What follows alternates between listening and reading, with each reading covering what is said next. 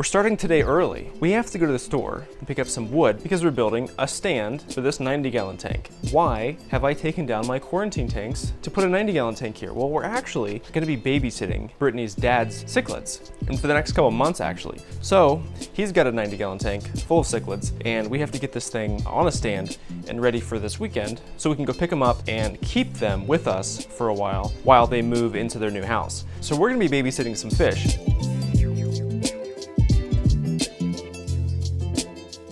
I didn't think we'd be getting cichlids before we got cichlids for the 125, but apparently we are. We're not gonna keep them, but we're gonna be watching them in our fish room, so we've gotta build another tank stand. They're really easy, 2x4s. I already have like 3, so we probably only need maybe 6 to 8, 9 in case I mess up a cut, and then so that'll just sit right here with a secondary tank underneath, because I think we're actually taking at least another tank of different cichlids, so we're gonna have at least 2 different tanks sitting right here with these fish that we're watching. And that means we'll have to find another spot for the quarantine tanks. I had a saltwater and a freshwater quarantine tank. Since that 90 gallons is gonna go there, we don't have a spot for the quarantine tanks. And I almost bought a few fish the other day. There were some saltwater fish, and I realized that we won't have a quarantine tank, at least until I can figure out where to put one. But we gotta get going with all that we have to do today. So let's go to the store. I'm gonna switch you guys over to this action camera and let's take a ride.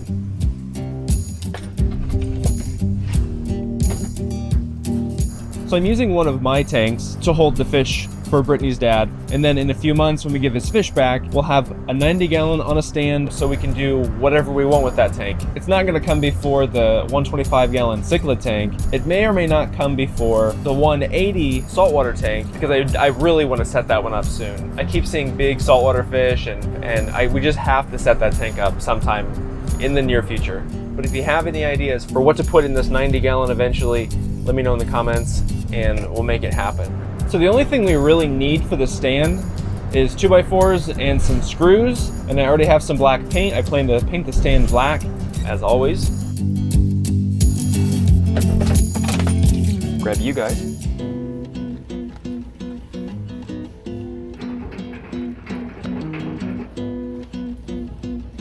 When you're building an aquarium stand and you're looking for wood, giggity, the straighter the better. It'll make it a lot easier to build your stand square and level.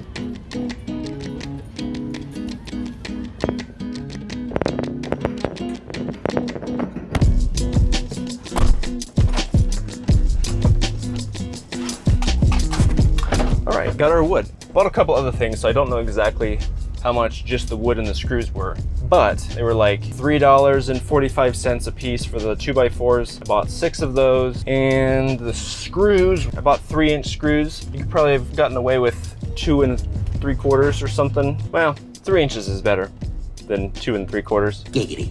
So we're gonna get back, build this aquarium stand, and then I'm thinking we're gonna jump ahead a few days to this weekend when we go to pick up the fish. 12 seconds later.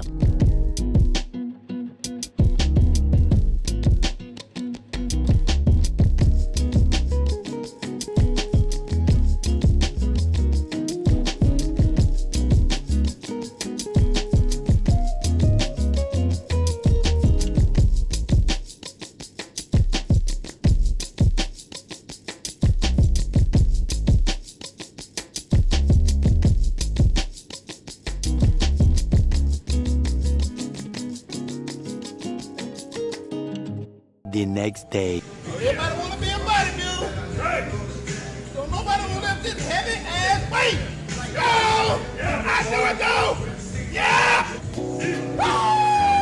I collected a few things that we're going to use today when we move the fish. We're going to use this tub to throw all of the filters and heaters and stuff that might be wet into the car so they don't make a mess. This larger bucket I'm going to use for the sand, so we're actually bringing the majority, if not all, of the aragonite sand with us to the temporary tank because that is going to hold a lot of the bacteria. It's also going to help buffer the water quality a little bit and make it even better for the fish. The tank we're moving has a bunch of 5, 6, 7, even like close to 8-inch cichlids, so we're going to need at least 2 5-gallon buckets. I've only got 2 of these screw-on lids, but these are really nice for keeping the buckets from leaking. I drilled a hole in the top of both of these lids, which kind of makes them not waterproof anymore, but we can put a battery-powered air pump in to make sure the fish have all the air they need on the trip back. We're also going to need some hoses to drain water.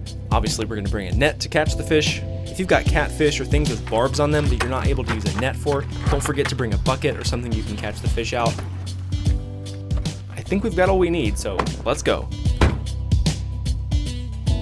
So this is the tank we're moving. Got a 90-gallon here with all of these cichlids in. Got a couple catfish, big bristlenose back there. He's already taken all of the aquascape out in the rocks. This is this background back here. He actually made this. This is sitting not in the tank. It's actually in the back of the tank, so that doesn't take up any room inside. Look how pretty some of these fish are.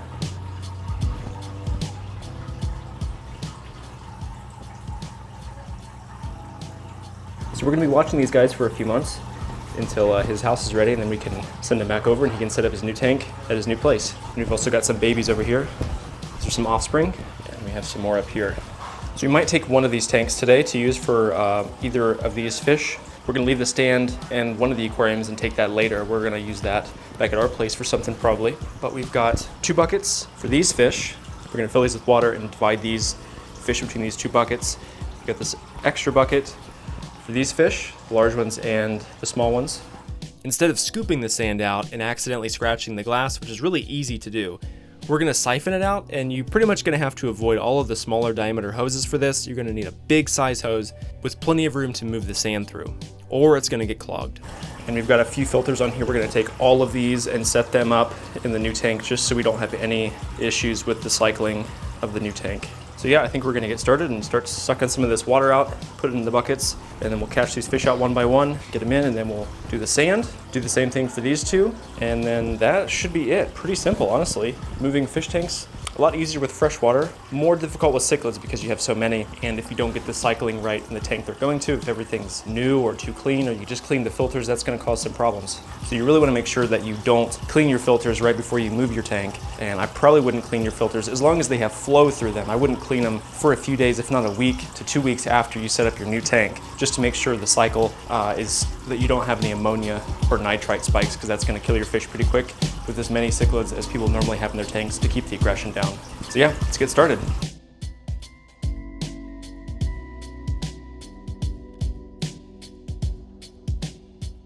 If I wasn't moving cichlids in the summer, I would think about bringing some kind of insulated container, a cooler, or something like that to bring the fish, or maybe possibly a way to heat the water if it's cold outside, because cichlids like water between 76 and 82 degrees. That's exactly what the air temperature is outside right now, so it doesn't matter. But if it's cold or really hot, you're gonna wanna make sure you have either fans or heaters to make sure that, depending on how long you're moving the fish for, that the water doesn't get too hot or too cold for the specific fish that you're moving.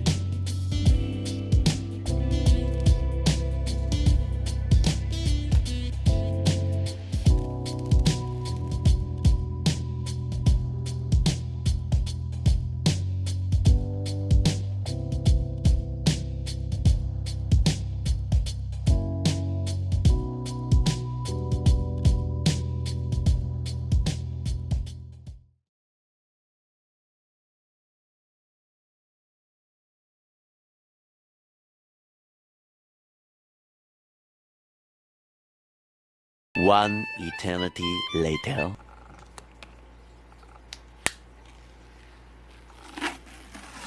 Oh, hell no!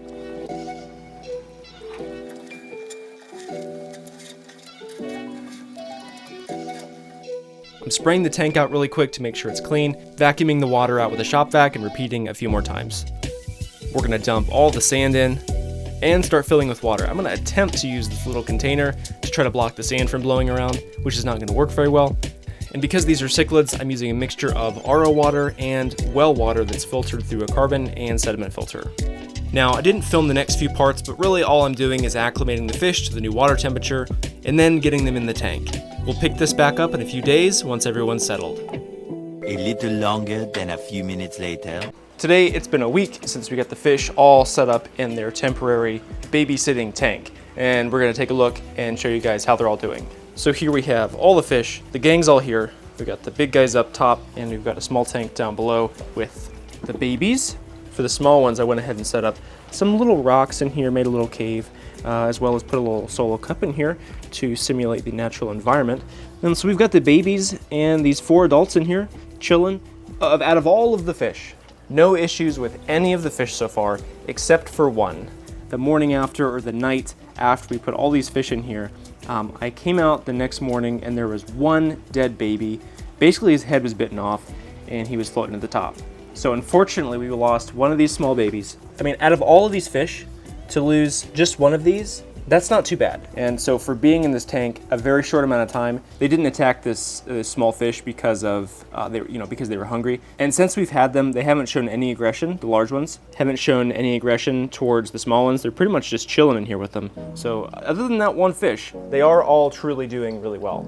That's really funny. I don't think they'll do it right now because I'm standing here, but they make little sand holes in here. This one, a lot of the times, I'll see this guy pushing some sand around. They'll make little holes. Just a second ago, this yellow-tailed ACI was down there digging up that hole a little bit, but the catfish are in here, just doing what catfish do. The Labradachromis caeruleus. I think these might be the only Mbuna cichlids in this tank, unless I don't know if the yellow-tailed ACI are. I need to brush up on my cichlid knowledge before we go ahead and set up the 125, because most of the fish in this tank I want to be Mbuna or Tanganyikan, which is not really the peacocks that we have here. I'm gonna do like rock-dwelling fish, which is like yellow labs and things like that. Mbunas, Tanganyikan cichlids, those kind of fish. Most of these fish are more open water swimmers, so they don't actually need the kind of rock work and cover that a lot of the smaller fish do usually need in order to be happy in a tank. So even though these guys don't really need any structure in here, and so just because I thought we'd throw in some PVC, little joints, just some things for them to kind of hang out in. A big guy here, and so we'll put these in the tank and they'll just sort of, it'll give them something to do for the few months that we have them. Because again, this is not a permanent tank. We're really just watching these fish. You can think of this more like a quarantine tank setup. Pretty minimal for most fish. If you just had a few fish in a tank that you're keeping for a few weeks until you have their normal tank set up, say you're moving or whatever, you wouldn't need sand in here. The only reason we're putting sand in here is because just like the filters, the sand is where a large majority of the nitrifying bacteria actually live. So just like removing a big filter from a tank, if you take the sand out, that's a large portion of the bacteria that's doing the work to transform all of the ammonia that the fish produce into nitrite and then into nitrate, which is safer than nitrite and ammonia. So even if we had these fish plus a few cycled filters, there's a good chance that there wouldn't be enough bacteria in here to actually handle the waste that these fish are producing. So that's why we kept the sand and made sure that there was no ammonia spikes, no nitrite spikes. It's really an important thing if you guys don't know what to look for in terms of cloudy water, meaning there's usually an ammonia spike. You need to be testing for nitrite. I would test the day after. I mean, honestly, you could test a few hours after you introduce the fish into the quarantine tank or the holding tank, whatever you're using. Test the water regularly to make sure there's no buildup of ammonia or nitrite. And so the water will actually be kind of cloudy if there is an ammonia spike. Obviously right now you can see the water is crystal clear. You can see basically all the way through the tank to the other side. This is looking the long way.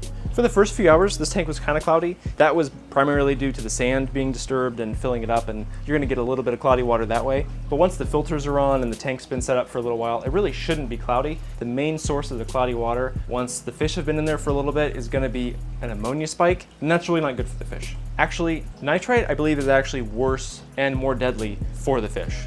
But either way, if you know what you're doing or not, test your water just to make sure. It won't hurt to do a water change if you're not sure. And also for the first probably day or so, you really don't need to feed your fish because the fish are gonna be stressed and they really don't need that tax on their body to try to digest the food. If you've been feeding them, they'll have plenty of food. Plus adding extra nutrients and extra waste into the tank, at least immediately. If there was gonna be an issue with the filters and with the nitrifying bacteria, it's gonna be immediately. So you definitely don't want more nutrients and more ammonia in there than you have to introduce. So since we're gonna have these guys for a little while, we're gonna throw a couple hides in there so they have some things to do, some things to swim through, places to hide. And after I throw these in there, I'm gonna feed these guys so you can see how crazy they are. Jeez, he's biting my arm off. No, bro. That's great.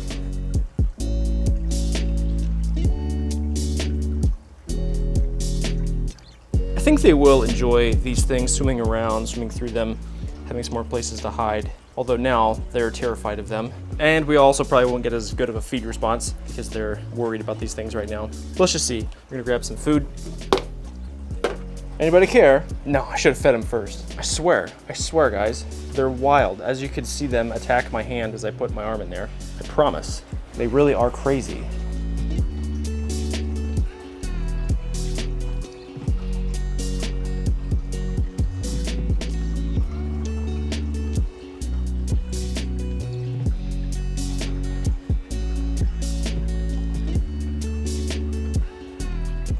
Obviously all fish are different, especially freshwater compared to saltwater, cichlids compared to guppies or goldfish. The process is generally pretty similar. If I had to sum it up in just a few key takeaways, it would be make sure to keep as much of the bacteria in the tank as possible, mainly in terms of substrate and filter media. There's actually hardly any bacteria in the water column. Most of the bacteria is going to be in the sand, the substrate, or the filter media. And so as long as you keep the nitrifying bacteria alive, you keep the fish aerated and the water temperature in a good range while you're transporting them, you acclimate them back to the new tank in terms of temperature. If the new tank water you're moving them to is different, also wouldn't hurt obviously to acclimate them to that water as well. And that is pretty much it. You could also avoid even putting lights in the tank. A new environment with bright lights is just going to stress them out, so you could leave the lights off. And depending on the kinds of fish you have, you're going to want to make sure that the fish that need hides have places to hide.